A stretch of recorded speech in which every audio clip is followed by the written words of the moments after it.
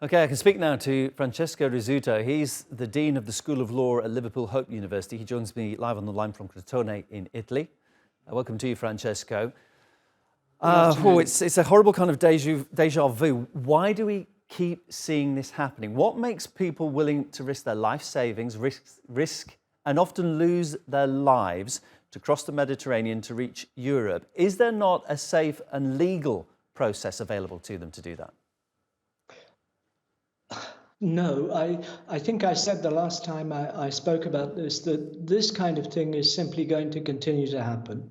It's going to continue to happen because, unfortunately, the desperate of the earth will move to try and improve their lot. And that's the tragedy. If you just look at the figures, over the last 3 years, in 2021, 31,000 people came across through that particular route. This year, it's 93,000. Last year, it was 44. So this idea that we are going to somehow stop the desperate moving is not going to happen. Legal means, I think that we need to find means that European countries can accommodate migrants who want to come because of our economic needs, but we also need to invest in these countries and sometimes establish what I would call conditionality on these countries so that they can actually maintain order at their borders. So the whole thing has got to be managed differently. This idea that we can stop it, no, we're not. So it's an alternative approach that we need to take. Unfortunately, Neil, obviously we had these people came from Tunisia.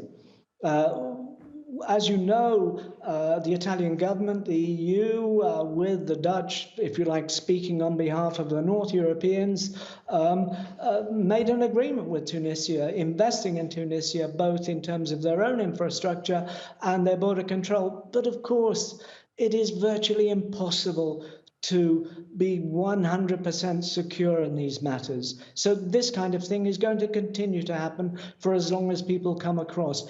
And even if you had legal means to get them across, I fear that this kind of thing would continue to happen. Francesco, I just want to pick up on something you said and give you a chance to kind of explain in a bit more detail. You talked about people wanting to improve their lot. Now, this has a big impact, I think, upon public opinion when it comes to immigration.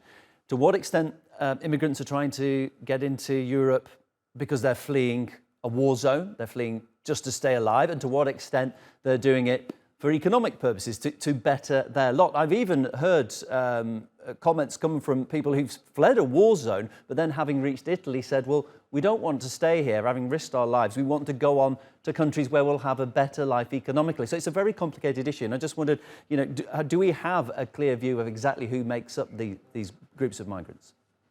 We know that you're absolutely right to point this out. We talk about migrants as if they were sort of one homogeneous mass, but they're not. The people who come across are made up of asylum seekers, people who are fleeing conflict, and of course people who are fleeing climate change and the disasters from that. And then, of course, we're also having to deal with people who are what we generally call economic migrants. Obviously, the clue is looking at where they're coming from, if it's possible to ascertain. And so the problem is that because we have these masses of people coming across, and 93,000 people is not an insignificant number of people, if I talk about southern Italy, to simply process.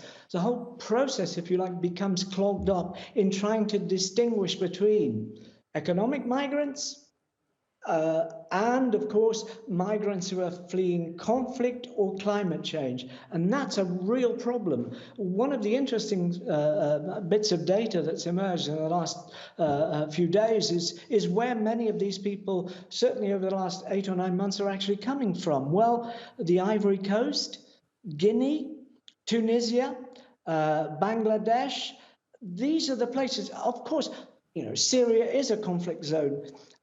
And even people from Pakistan, there are people who are fleeing from Pakistan, not just for economic reasons, but because of religious persecution. So as you rightly say, Neil, this is an extremely complex phenomenon.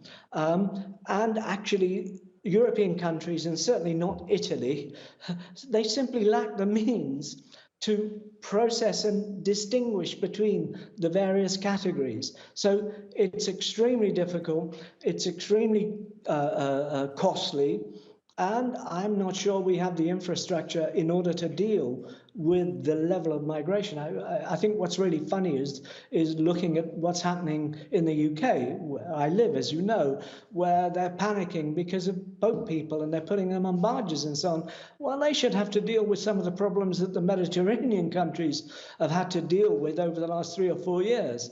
But that's another story. Yeah, as you mentioned there, the UK has, it's left the EU, but it's not been able to leave its immigration issues behind. We'll have to leave it there.